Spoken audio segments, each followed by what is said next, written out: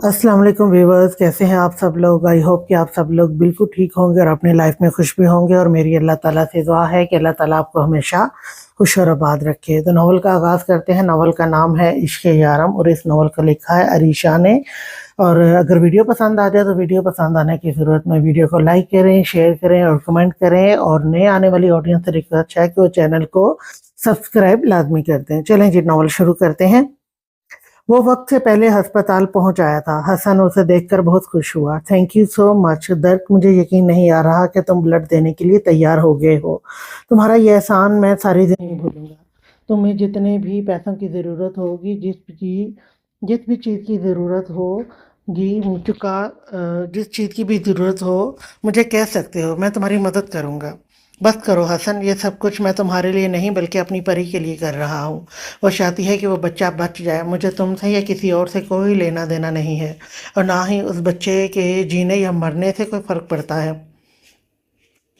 मैं यहाँ तक सिर्फ़ और सिर्फ़ अपनी बीवी के लिए आया हूँ और मुझे कोई फ़र्क नहीं पड़ता कि वो आदमी कितना अमीर है और मुझे कितने पैसे दे सकता है। मुझे बस मेरी बीवी के चेहरे पर खुशी देखनी है और मुझे किसी चीज़ की ज़रूरत नहीं है। मैं अपने बाजू जोर पर दुनिया की कोई भी चीज़ खरीद सकता हूँ। इसीलिए ये सब कुछ करना बंद करो और मुझे उस बच्चे से मिलवाओ। वो बच्चा तो फ़िलहाल अभी आया नहीं। मैंने 10 बजे का वक्त दिया है इन लोगों को। तुम जल्दी आ गए, हसन ने बताया। क्या मतलब? वो यहाँ अस्पताल में नहीं रहे? दर्क ने पूछा। नहीं, दरअसल वो उसे यहाँ पर नहीं रख कर अपने बच्चे को बीमार माहौल फराहम नहीं करना चाहते। वो उसे आज़ाद रखना चाहते हैं, इसलिए तकरीबन रोज़ ही यहाँ आकर उसे ड्रिप लगवा देते हैं जिससे उसे तकलीफ़ कम हो जाती है। तुम अंदर चलो, बस थोड़ी देर में पहुंचने वाले होंगे। हसन ने बहुत सहूलत से कहते हुए उसे अंदर भेजा, जबकि खुद रूह यारम का इंतज़ार करने लगा। वैसे तो उसने 10 बजे का वक्त दिया था, लेकिन दर्क वक्त से पहले यहाँ आकर उसे हैरान कर चुका था। उसे अभी पता चला था कि आज ही दोपहर 12 बजे की फ़्लाइट से वो कहीं जाने वाला है। वो अभी पूरे एक हफ्ते के लिए, और ये ऑपरेशन होना बहुत ज़रूरी था, इसलिए कि यारम और रूह वक्त से पहले आ जाएं तो अच्छा था। उसने फ़ोन करके उनको जल्दी बुला लिया और वो उसे 20 मिनट में पहुंचने का कह चुके थे। यारम, क्या ऑपरेशन से रोयाम को तकलीफ़ होगी? गाड़ी में रूह ने पूछा। हाँ, तकलीफ़ तो होगी रूह, लेकिन जितनी तकलीफ़ बर्दाश्त कर रहा है उसके सामने वो तकलीफ़ कुछ नहीं होगी। और अब जो तकलीफ़ होगी उसे वो एक ही बार बर्दाश्त करेगा, रोज़ रोज़ नहीं। यारम ने उसे समझाते हुए रोयाम की जानिब देखा, जो हॉस्पिटल ये सोचकर आया था कि आज उसे कल वाली दोस्त मिलेगी जिसके लिए उसने अपनी आंखों पर काला चश्मा चढ़ा के बाल भी बनाए थे। बाकी सब कुछ तो ठीक है रोयाम, लेकिन ये चश्मा और बाल क्यों क्यों बार बार क्यों ठीक कर रहे हो? यारम ने उसे देखते हुए शरारती अंदाज में पूछा।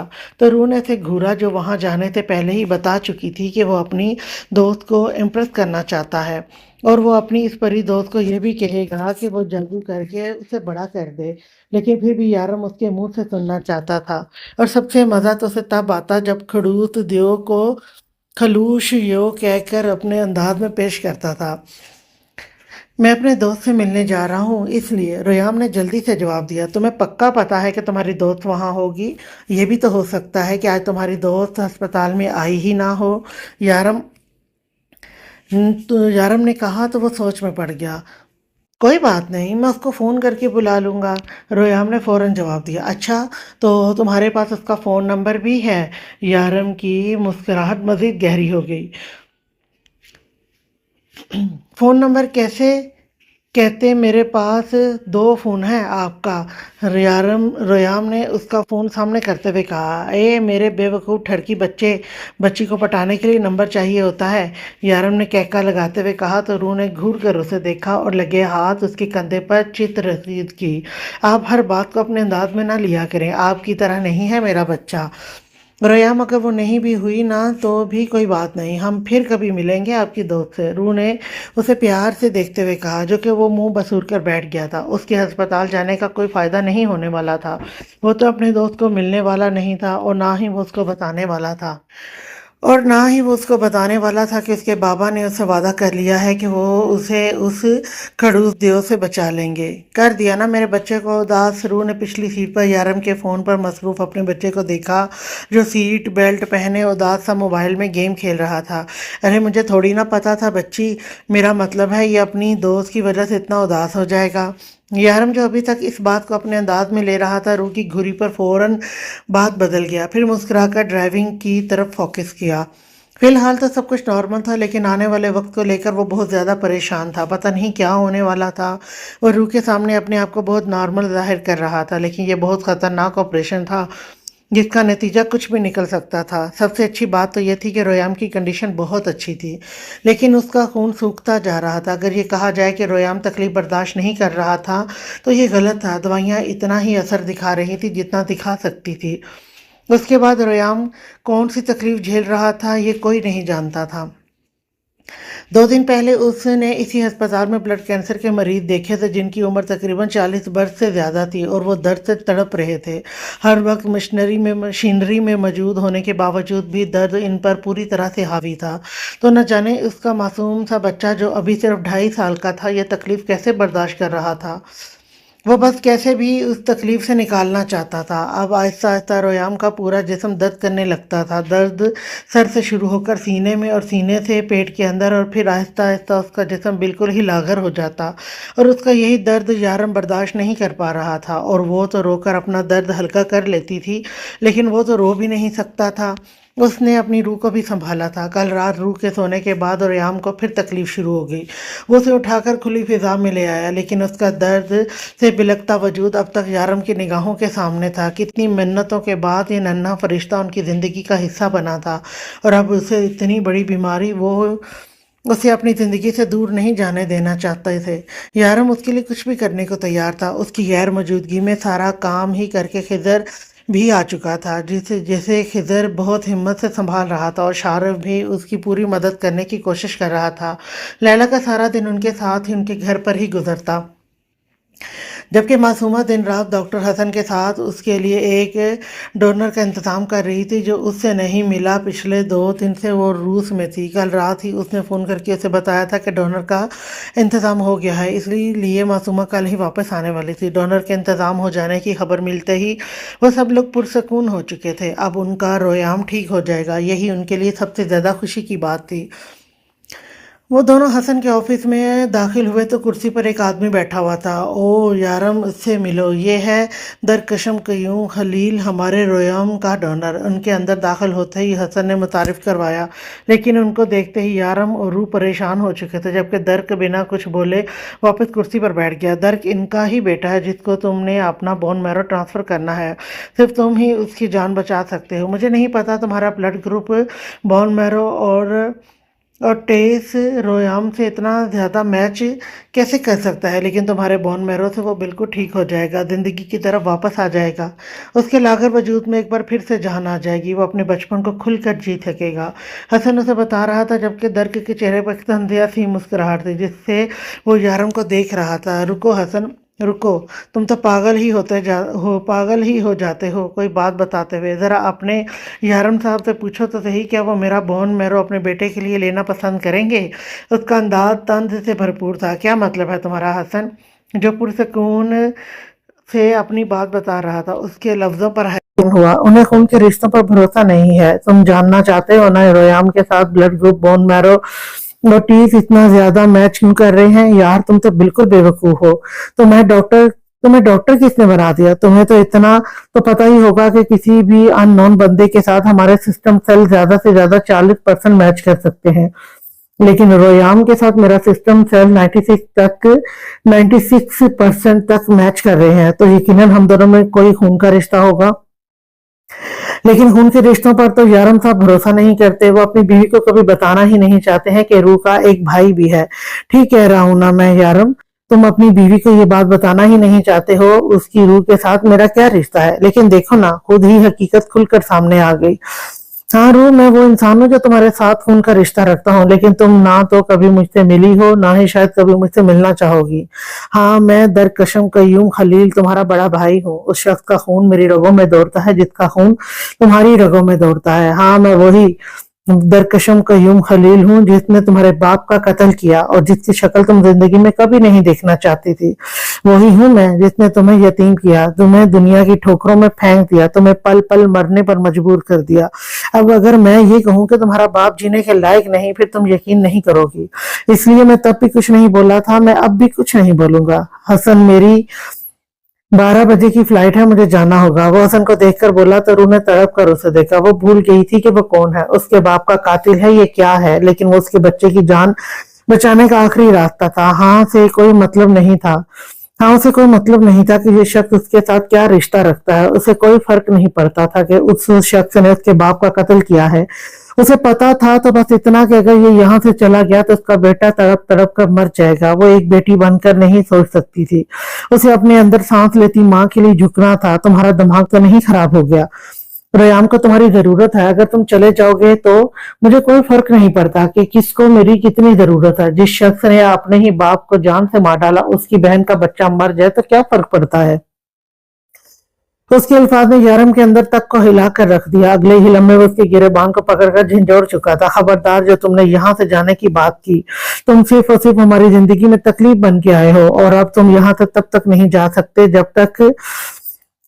ये कौन सा तरीका है भीख मांगने का यारम काज़मी? तुम्हें तो मांगना भी नहीं आता। हाथ जोड़कर सर झुकाकर भीख मांगी जाती है। मैंने कहा था ना, एक दिन तुम्हें झुक कर मेरे पास आना होगा।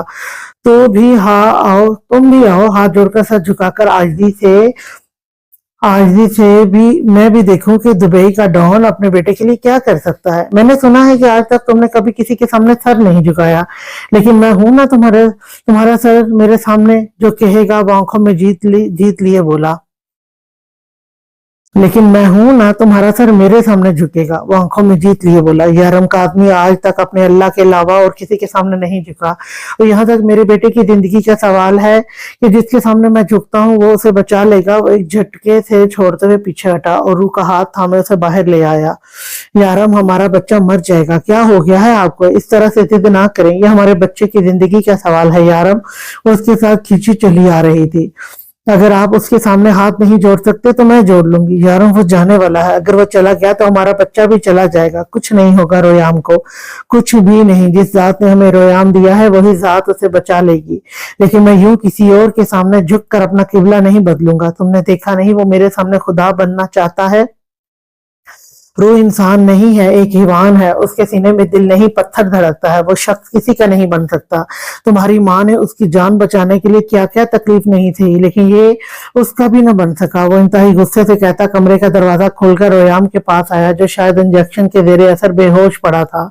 उसके हाथ पर ड्रिप लगी थी। उसने बहुत नरमी और आहिस्तगी से उसके हाथ से ड्रिप उतार कर उसे अपनी बाहों में उठाया।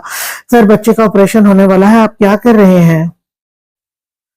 हमारे बच्चे का कोई ऑपरेशन नहीं होने वाला। रूह, मासूमा को फोन करो, इसे कहो कि वापस आने की जरूरत नहीं है। लैला को फोन करके कहो कि वो इटली चली जाए।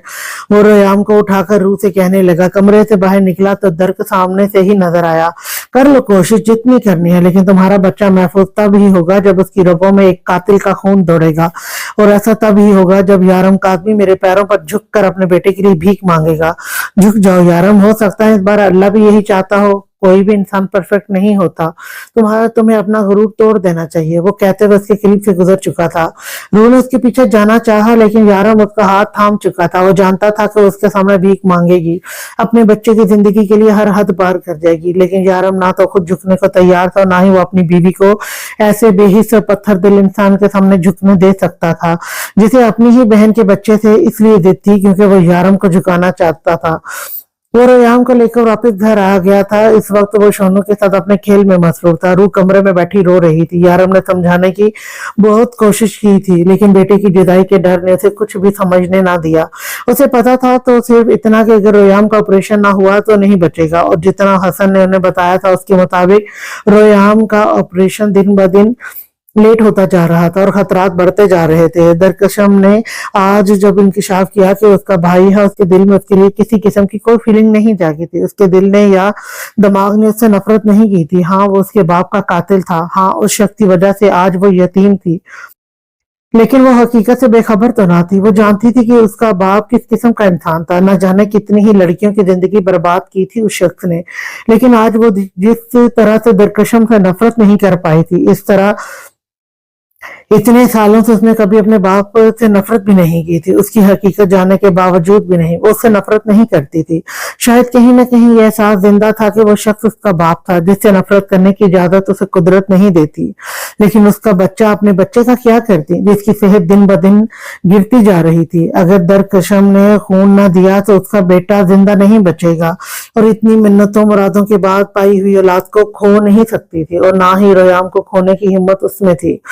تو کب سے ریام کو دیکھ رہا تھا جو باہر لان میں چھوٹے سے بالٹی کے ڈھکن میں پانی بھر کے شونو پر ڈال کر اسے نہلانے کی ناکام کوشش کر رہا تھا، جبکہ ڈائیلاگ وہی سارے تھے جو روح اسے نہلاتے ہوئے دہراتی تھی۔ میرا بچہ گندا ہو گیا ہے، میں ابھی اپنے بچے کو نہلاؤں گا اور پھر اسے پیارے پیارے کپڑے پہناؤں گا، میرا بچہ اتنا پیارا لگے گا۔ وہ مسلسل بولتے ہوئے اپنے کام میں مصروف تھا، وہ مسلسل اسے بولتے ہوئے سن رہا تھا، جبکہ شونو بالکل سیریس اس کے ساتھ اس کے کام میں مدد کرتے ہوئے نہا رہا تھا۔ وہ شونو کو اس کا خیال رکھنے کا اشارہ کرتا خود کمرے میں آیا تو روح کو بیڈ پر لیٹے ہوئے پایا۔ وہ اس سے ناراض تو نہیں تھی لیکن ابھی اس سے بات بھی نہیں کر رہی تھی۔ وہ خاموشی سے سیڑھیاں طے کرتا اوپر چلا آیا۔ اسے یاد تھا وہ سب راستے سے ہٹا کر خود ڈان بن چکا تھا، کوئی بھی نہیں بچا تھا، سب نے اسے ڈان کے طور پر قبول کر لیا تھا، اور جس نے نہیں کیا اسے راستے سے ہٹاتے ڈیول نے وقت نہ لگایا اور پھر سب کو قبول کرنا پڑا۔ وہ جلد ہی انڈر ورلڈ پر چھا گیا، ہر کوئی اسے ہی کنگ ماننے لگا۔ اس نے اپنا ایک الگ بھروسے مند گینگ تیار کیا۔ جب اسے خبر ملی تھی کہ ایران سے کچھ لڑکیوں کو زبردستی ایک کلب میں لایا گیا ہے، اسے وہاں پہنچتے ہوئے تھوڑا ہی وقت ہوا تھا جب شارف کی عمر کا ایک لڑکا اس کے پاس آیا اور ایک پیپر اس کو دیا اور کہا کہ مسٹر پیٹر ڈان، میرا احسان یاد رکھنا۔ اس نے اشارہ اسٹیج پر ناشتی لڑکی کی طرف کر کے چلا گیا۔ اس پیپر پر لکھا تھا، میں ایک کمپیوٹر ورکر ہوں، میرا نام لیلا ہے، مجھے یہاں زبردستی لایا گیا ہے، آپ کو جانتی تو نہیں لیکن سنا ہے آپ سب کی مدد کرتے ہیں۔ ڈیول نے ایک نظر اسے دیکھا اور اگلے ہی لمحے صدیق، خضر اور شارف نے ان سب پر حملہ کر کے سب لڑکیاں بازیاب کروا لی۔ اس لڑکے نے ان کی بہت مدد کی وہاں سے لڑکیاں نکل کر سیف جگہ لے جانے میں۔ لیلا کا آگے پیچھے کوئی نہ تھا تو یارم نے اسے اپنے ساتھ رکھ لیا، تب وجہ اس کا کام کرنے کا انداز تھا، لیکن بعد میں وجہ خضر بن گیا۔ لیلا ان کی ٹیم کا سب سے اہم حصہ تھی۔ صدیق کے مرنے کے بعد لیلا نے صدیق کا سارا کام اپنے سر لے لیا۔ اس وقت کسی نے غور نہ کیا لیکن وہ لڑکا ان پر احسان کر چکا تھا۔ دوسری بار اس سے ملاقات سعودیہ میں ہوئی تھی۔ ڈیول اسے پہلی ہی نظر میں پہچان گیا۔ اس نے سٹا کھلا تھا، وہاں اسے جیتتے ہی سزا ملی۔ اس نے سٹا کھیلا تھا اور وہاں لیکن اسے جیتتے ہی سزا ملی۔ اس پر بے ایمانی کا الزام لگا دیا گیا۔ ڈیول نے اسے وہاں سے بچایا تھا اور کہا تھا آج میں نے تمہارا احسان چکا دیا۔ کہانی یہی ختم ہو جانی چاہیے تھی لیکن ہوئی نہیں۔ ان کی اگلی ملاقات دبئی کی ایک اور کلب میں ہوئی تھی جہاں کچھ لوگوں نے یارم کی ڈرنک میں زہر ملا دیا تھا، لیکن وقت رہتے ہی اس نے اسے بتا دیا کہ ڈرنک میں زہر ہے اور ساتھ میں یہ بھی کہہ دیا کہ مبارک ہو، ایک اور احسان کر دیا تم پر، اسے کب اتارو گے؟ یارم کو اس کا یہ مغرور انداز بہت برا لگا، لیکن اس کا یہ احسان اس نے اسی کلب میں اتار دیا جب اسی گینگ کے لوگوں نے اس پر حملہ کر دیا۔ لیکن یہ کہانی یہاں پر بھی ختم نہ ہوئی تھی۔ یارم کو پتا چلا تھا کہ یہ لڑکا وکرم بھا کے لیے کام کرتا ہے۔ وکرم بھا کے ساتھ اس کے ہمیشہ سے اچھے تعلقات تھے، لیکن یہ لڑکا اسے پہلے دن سے ہی پسند نہ تھا۔ اس نے وکرم بھا کو بھی یہ بات بتائی لیکن انہوں نے یہ کہہ کے ٹال دیا کہ کالی زبان کا لڑکا ہے، سٹا کھیلتا ہے اور انہیں امیر کر رہا ہے۔ یارم کو جوئے سے ہمیشہ سے نفرت تھی اور اب اسے ایسی ہی نفرت اس لڑکے سے بھی ہوتی جا رہی تھی جو ہر بار اس کے راستے میں آ جاتا، اور آخر وہ اسے چاہتا کیا تھا۔ وہ نوٹ کرتا تھا وہ ہمیشہ اس کے آس پاس رہتا تھا، یارم پر جب بھی کوئی مصیبت آئی وہ اسے بچانے کے لیے ہر وقت تیار رہتا۔ امریکہ کے ایک علاقے میں جنگلوں کے بیچ کام کے دوران یارم بہت بری طرح سے پھنس گیا تھا، یہاں تک کہ وہی جنگل کے دوران اسے بے ہوش کر کے کرسی پر بٹھا کر اس جگہ کو آگ لگا کر دشمن بھاگ گئے تھے۔ یارم کو ہوش آیا تو اسے ہر طرف سوائے اس آدمی کے کچھ نظر نہیں آ رہا تھا، اور تب یہ شخص اسے بچانے آیا تھا، لیکن شرط یہ تھی کہ اگر وہ اپنی جان کی سلامتی چاہتا ہے تو اس سے اپنی زندگی کی بھیک مانگے۔ لیکن یارم نے ایسا نہ کیا تو اس کے سامنے چیختا رہا، چلاتا رہا کہ وہ ایک بار اسے جھکے ہوئے دیکھنا چاہتا ہے، صرف ایک بار دیکھنا چاہتا ہے کہ یہ شخص آنکھوں میں آنسو لیے سر جھکا کر بھیک مانگتا کیسا لگتا ہے۔ ہزار کوششوں کے باوجود بھی یارم نہ مانا تو وہ اسے چھوڑ کر جانے لگا، لیکن اتفاق ایسا تھا کہ آگ سے جلا ہوا पिलर उसी के ऊपर आ गिरा। यारम ने उस दिन बहुत मुश्किल से अपनी और उसकी जान बचाई थी। उसे अस्पताल के बेड पर फेंकने के बाद यारम उसे बताना नहीं भूला था कि ये एहसान है तुम पर और चुकाना जरूर। तुम मुझसे मेरी जान की भीख मंगवाना चाहते थे, खुद बेड पर पड़े हो। एहसान किया है मैंने तुम पर, तुम्हारी जान बचाकर। एक दिन आएगा यारम, डेविल काज़मी में तुम्हें अपने कदमों में झुकाऊंगा, तुम भीख मांगोगे मुझसे। वो चला गया था। यारम काज़मी मर जाएगा लेकिन किसी के सामने सर नहीं झुकाएगा। और मैं एक बादशाह हूँ, बादशाह भीख देता है, लेता नहीं। जैसे तुम्हारी जिंदगी तुम्हें भीख में दे दी, वो मगरूर नहीं था लेकिन उस शख्स के अल्फाज उसे ऐसा कहने पर मजबूर किया था। यारम ने कभी सोचा भी नहीं था कि ये अल्फाज उसकी जिद बन जाएंगे। फिर ये लड़का कहीं गायब हो गया, कहा गया वो कभी उससे दोबारा नहीं मिला। कितने साल गुजर गए, वो तो उसकी जात को भी भुला चुका था। पीरू उसकी जिंदगी में आई और उसकी आंखों ने उसे एक बार फिर से उस लड़के को याद करने पर मजबूर कर दिया। वो कब रूह से मोहब्बत करने लगा, कब वो उसकी जिंदगी बन गई, वो खुद भी नहीं जानता था। हाँ, लेकिन हकीकत यही थी कि वो पहली नजर की मोहब्बत का शिकार था। रूह के साथ शादी करके खुशहाल जिंदगी गुजारने लगा था। वो अपनी जिंदगी में बहुत आगे बढ़ चुका था। अब तो उसकी जिंदगी में दरकिशम कयूम खलील नामी किसी शख्स की कोई जगह ना थी। लेकिन उसके वहम गुमान में भी ना था कि वो शख्स आज भी अपने अल्फाज और जिद पर कायम है। वो आज भी उसे झुकाना चाहता है। उसे भीख मांगते देखने की जिद आज भी उसके दिलो दिमाग में बसी हुई है। रूह जाके उससे नाराज होकर पाकिस्तान चली गई और राशिद ने उसे अगवा कर लिया तो उसे बिल्कुल भी याद ना था कि उसे फोन करने वाला दर्क हो सकता है। लेकिन वो दर्द ही था। वो रूह को बचाकर वापस ले आया और एक बार फिर से उसके साथ अपनी नई जिंदगी की शुरुआत कर चुका था। जब वो दोनों हनीमून पर गए तो एक बार फिर से वो शख्स उसके सामने आ गया और उससे पता चल चुका था कि उस दिन उसे फोन करने वाला यही था। सिर्फ उसकी आवाज सुनकर वो पहचान चुका था। उसकी आवाज भी पहले से बदल चुकी थी लेकिन फिर भी यारम उसकी आवाज को अच्छे से पहचान गया था। रेस के दौरान ही उसने उसे बता दिया था कि उसकी रात पर किया गया एहसान वो सूद समेत वापस कर चुका है, क्योंकि अगर वो उस रात यारम को फोन ना करता तो वो मर जाती और अगर रूह कुछ हो जाता तो यकीनन यारम भी जिंदा ना रहता। तो उसकी जान बचाने का एहसान वो यारम की जान बचाकर सूद समेत लौटा चुका था। उसके बाद यारम ने इसके बारे में जानना शुरू किया। वो उसकी बात को नजरअंदाज नहीं कर सकता था। ये उसकी जिंदगी का एक हिस्सा बनता जा रहा था। एक आम सा लड़का जिसकी उसकी जिंदगी में कोई जगह ना थी, वो बार बार उसके सामने आ रहा था।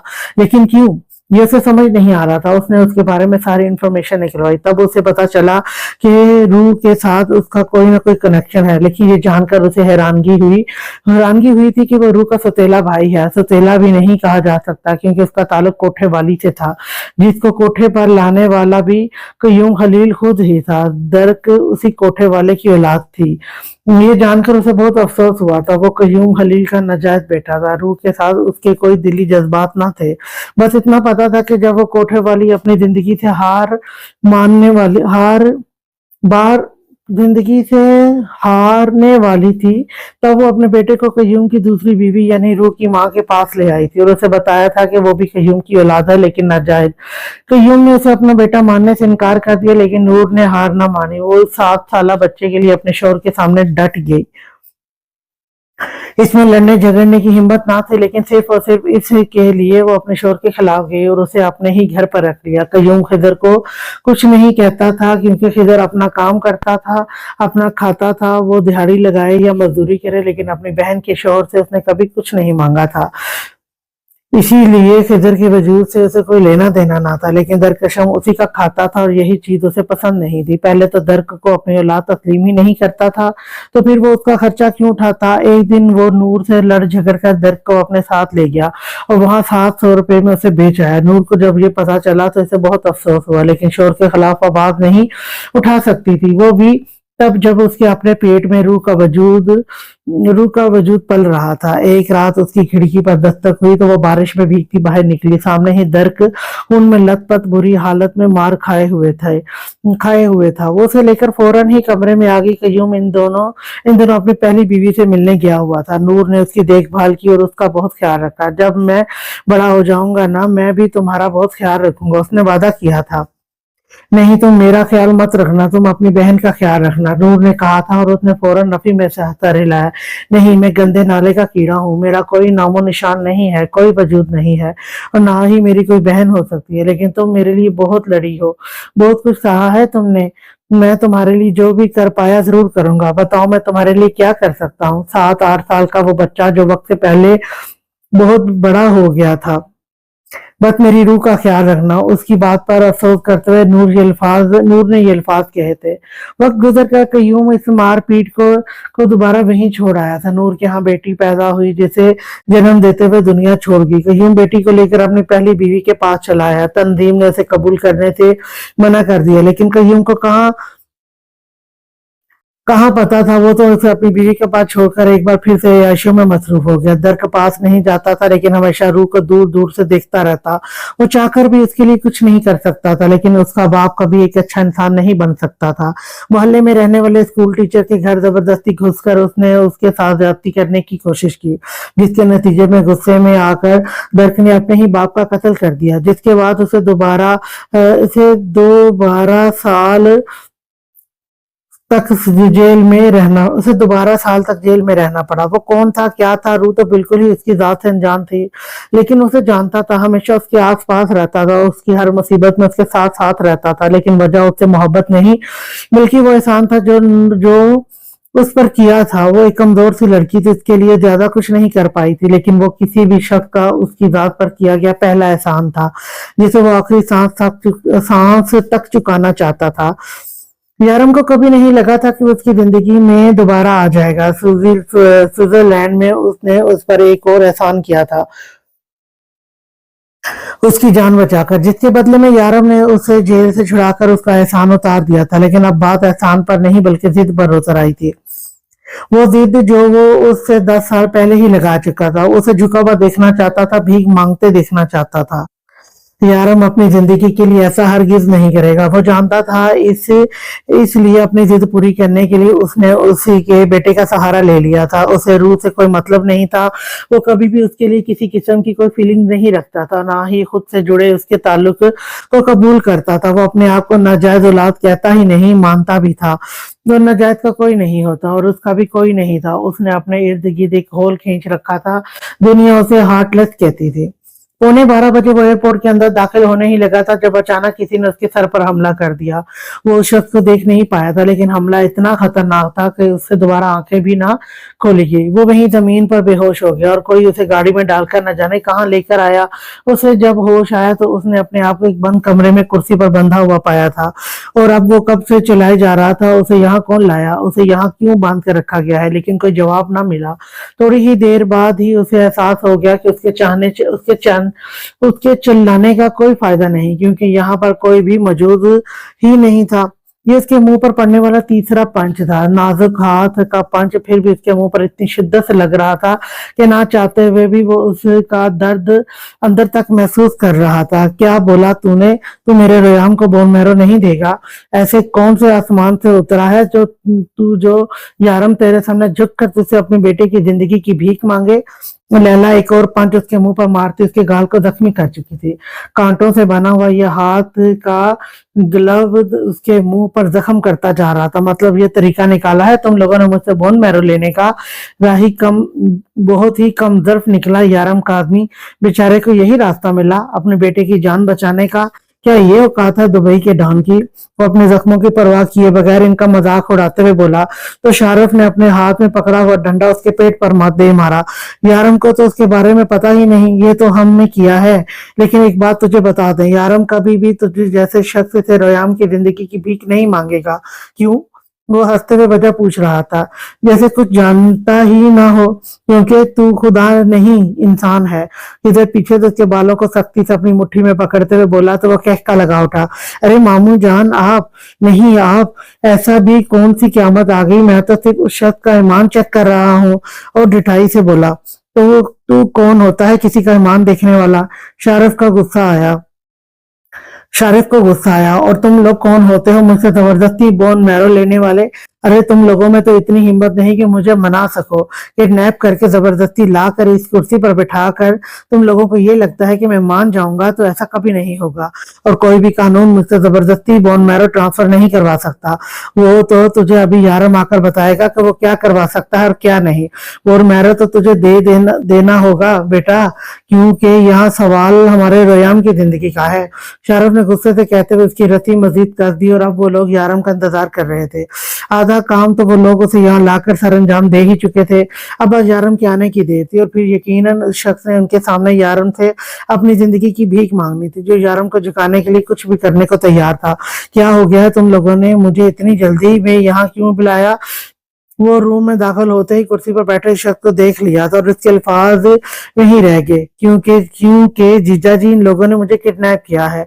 तुम लोग इसे यहाँ क्यों लेकर आए हो? इसको यूं बांध कर क्यों रखा? ये उसके मुंह पर जख्म के निशान क्यों हैं? वो इन तीनों को घूरते हुए बोला, हम उसे यहाँ किडनैप करके लाए हैं रोयाम की जान बचाने के लिए। बकवास कर रहा था, इसीलिए हमसे मार खाई है उसने। लैला गुस्से से बोली, हाँ, तुम्हारे ये चमचे मुझे किडनैप करके यहाँ लाए हैं। इन्हें लगता है कि ये जबरदस्ती मुझसे रोयाम के लिए बोन मैरो ले लेंगे। बस अब यही औकात रह गई है तुम्हारी कि तुम जबरदस्ती मुझसे ये सब करवाओ।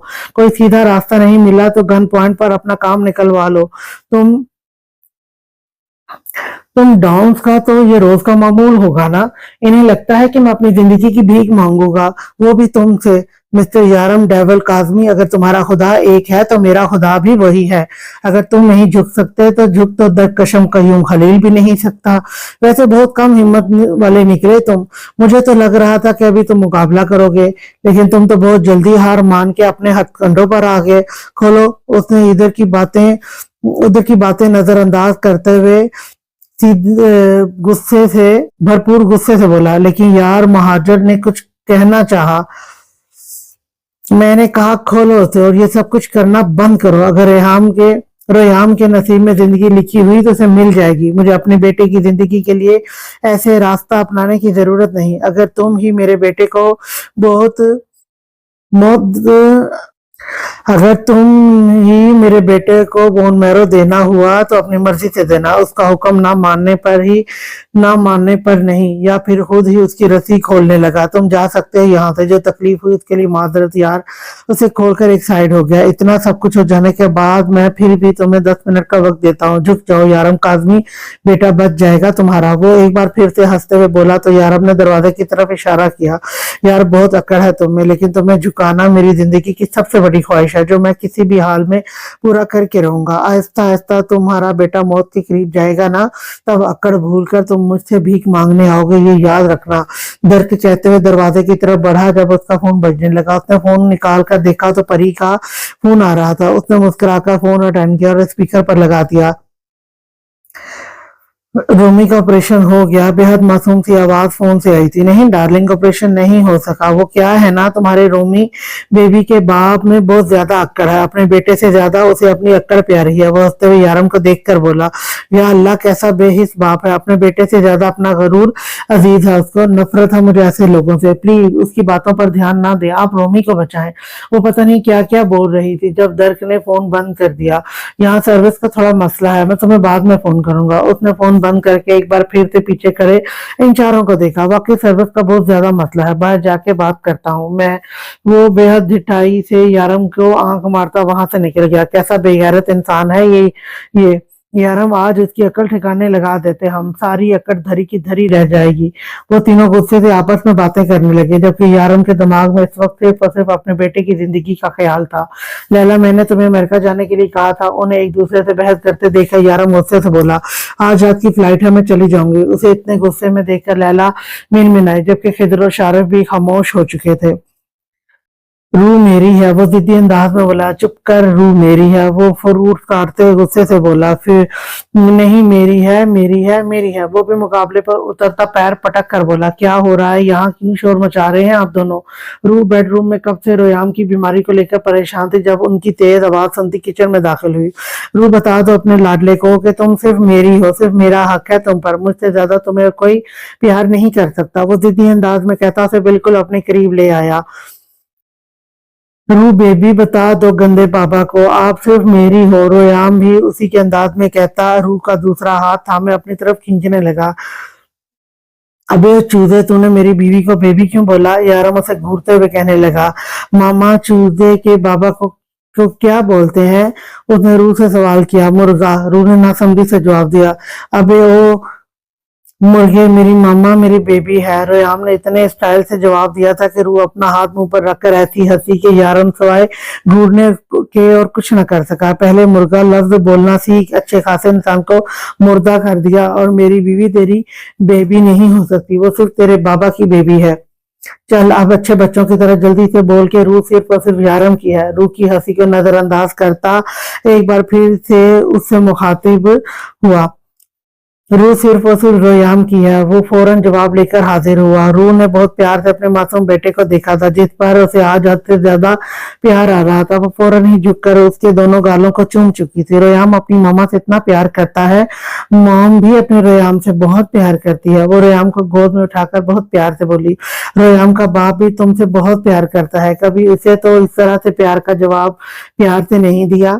यारम इन दोनों की मोहब्बत पर जल कर बोला, यारम शर्म करें, इतने बड़े हो चुके हैं और छोटे से बच्चे से जलते हैं। मासूम से बच्चे के साथ जिद नहीं लगाई जाती। मेरा मासूम सा प्यारा बच्चा। वो बेहद प्यार से उसके बाल संवारती, उसके गाल चूमती, उसे उठाकर अंदर ले गई। यारम मुंह बसूर कर इन दोनों के प्यार को देख रहा था और रोयाम उसके जलने पर खुश होते हुए मजीद रूह से चिपक चिपक कर प्यार ले रहा था। इन दोनों के मंजर से हटते ही यारम ने अपना मुंह सीधा किया और कब से कंट्रोल की हुई अपनी हंसी को फिजा में मुंतकिल करता एक बार फिर से अपने काम में मसरूफ हो गया। और अब वो दोनों कमरे में एक दूसरे से बातें करने में मसरूफ हो चुके थे, जैसे यारम नाम के किसी इंसान को जानते ही ना हो। थोड़ी ही देर में यारम कमरे में हाजिर था। रोयाम साहब, अगर आपको याद हो तो हम किचन में तुम्हारी माँ के लिए स्पेशल चॉकलेट फ्रूट सैलड बना रहे थे। वो उसे घूरते हुए बोला तो रोयाम ने अपना नन्हा सा हाथ अपने नन्हे से माथे पर दे मारा। ओह, मैं तो भूल ही गया, मैं अपनी रूह बेबी के लिए स्पेशल चॉकलेट फ्रूट सैलड बना रहा था। मेरी रूह बेबी सैड थी ना, उसको हैप्पी करने के लिए वो प्यार से रूह के गालों पे हाथ रखता बेड से नीचे जंप लगाने लगा। उसकी उदासी उसका मासूम बच्चा भी नोट कर चुका था। यारम ने उसे कितना समझाया था, हमें रोयाम की हिम्मत बनना है, उसे ताकत देना है, यूं खुद हिम्मत हार कर नहीं बैठना। लेकिन वो हिम्मत हारने लगी थी। ये एहसास ही उसके लिए जानलेवा था। उसका बच्चा उससे जुदा होने वाला था। वो शख्स जो उसका रिश्ते में भाई लगता था, सिर्फ और सिर्फ अपनी बेजा फजूल सी जिद की खातिर उनकी जिंदगी की सबसे बड़ी खुशी छीन लेना चाहता था। लेकिन रूह यारम की हिम्मत थी। वो अपने शोर को झुकने नहीं दे सकती थी, वो भी तब जब जिंदगी देने वाली जात ऊपर वाली थी। वो क्यों दरकशम जैसे बेहिस इंसान से अपने बेटे की जिंदगी मांगते। अगर उसके नसीब में औलाद लिखी हुई है तो रोयाम को कुछ नहीं होगा। कोई भी दर का आकर ये कहकर इन्हें बेबस नहीं कर सकता कि तुम मेरे सामने झुको, मैं तुम्हारे बेटे को जिंदगी दे दूंगा। घर आकर उसे यारम की बात बिल्कुल ठीक लगी थी। रेयाम को देने वाली जात अल्लाह की थी, तो उसकी जान बचाने वाली जात भी अल्लाह की थी। उससे अल्लाह से ज्यादा और किसी पर भरोसा नहीं था, और किसी और से जिंदगी की भीख मांगना शिर्क था। वो अल्लाह पर यकीन रखने वाले शिर्क नहीं कर सकते थे, और दर्क अगर बोन मैरो दे भी दे तो भी रोयाम की जिंदगी का फैसला ऊपर वाली जात ने करना था, दरकशम क्यूम खलील ने नहीं। अगर रोयाम के नसीब में जिंदगी हुई तो बिना किसी के सामने झुके भी उसे मिल जाएगी। वो अपनी ही सोचों में मसरूफ थी जब बाहर से फिर शोर की आवाजें आने लगी। रूह मेरी है, नन्ही सी मासूम सी आवाज, रूह मेरी है, भारी दिल फरेब आवाज। रूह अपना सर पकड़कर बैठ गई। ये जंग तो शायद अब क़यामत तक खत्म नहीं होनी थी। दिन पर दिन गुजरते जा रहे थे। लैला को अमेरिका गए हुए 1 हफ्ता हो चुका था, लेकिन अभी तक बोन मैरो का कोई इंतजाम ना हो सका। वो सब लोग बहुत परेशान थे। जहां रोयाम की जिंदगी पर सवाल उठ रहा था, वही रूह की हालत भी बहुत खराब थी। उसने रो रो कर अपना आप बर्बाद कर लिया था। कुछ समझ नहीं आ रहा था क्या होगा। अब रोयाम को सांस की तकलीफ भी होने लगी थी। उसके जिस्म में खून ना होने के बराबर हो चुका था। आए दिन खून की उल्टियों ने उसकी हालत हद दर्जा खराब कर दी थी। वो ज्यादा देर दवाइयों के जेरे असर रहता। डॉक्टर ज्यादातर उसे बेहोश ही रखते थे। रूह से अपने बच्चे की हालत देखी नहीं जा रही थी। वो हंसता खेलता ही सबको अच्छा लगता था। इस तरह से हर वक्त बेड पर लेटा बेजान वजूद तो वो कभी तसव्वुर भी नहीं कर सकते थे। हर वक्त मशीनों में जकड़ा नन्हा सा वजूद कहाँ ये सब तकलीफें सह सकता था, या कहाँ वो ये सब तकलीफें सहने के काबिल था। एक छोटा सा बच्चा जो अपना आप तक नहीं संभाल सकता, इतनी बुरी बीमारी में दिन रात गुजार रहा था। थोड़ी देर के लिए होश आता तो यारम से लड़ने लगता कि रूह उसकी है, और उसे होश में देखकर तो रूह में हिम्मत ही न पैदा होती इसके सामने आने की। جب وہ 3 باتیں کرنے کے بعد وہ یہ کہتا کہ اسے درد ہے تو وہ دونوں تڑپ اٹھتے، وہ کیسے اسے تکلیف سے آزاد کرتے، کیسے اسے زندگی کی طرف لاتے، آخر ایسا کیا کرتے کہ وہ بالکل ٹھیک ہو جائے۔ انہیں کچھ سمجھ نہیں آتا تھا، اس کے درد سے بلکتے وجود کو دیکھ کر وہ دونوں اندر ہی اندر مر رہے تھے، لیکن اس کے باوجود بھی وہ کچھ نہیں کر پا رہے تھے۔ لیلا نے کچھ جگہ نہ چھوڑی تھی، معصومہ روس سے سیدھا اٹلی چلی گئی، لیکن یہاں بھی اسے کچھ حاصل نہ ہوا۔ لیلا نے یارم کو یہی کہا تھا کہ وہ درد سے گن پوائنٹ پر بون میرو حاصل کر لیں گے، اپنی زندگی تو سب کو عزیز ہے، لیکن درد کے بارے میں سب کچھ جاننے کے بعد انہیں یہ پتا چلا تھا کہ اس کے لیے سب سے زیادہ عزیز پری نامی ایک لڑکی ہے جو اس کی بیوی ہے، وہ اس کے لیے کچھ بھی کر سکتا ہے۔ لیلا نے آئیڈیا دیا تھا کیونکہ وہ پری کو ہی غائب کر دے، جب اس کے پاس کوئی راستہ نہیں بچے گا تو وہ ریام کو بون میرو دے کر اس کی زندگی بچا لے گا، لیکن یارم نے ایسا کرنے سے بھی منع کر دیا تھا۔ اس نے بس اتنا ہی کہا تھا کہ اگر اس کے بیٹے کے نصیب میں زندگی ہوئی تو مل جائے گی، وہ کسی قسم کا کوئی غلط راستہ نہیں اپنائیں گے۔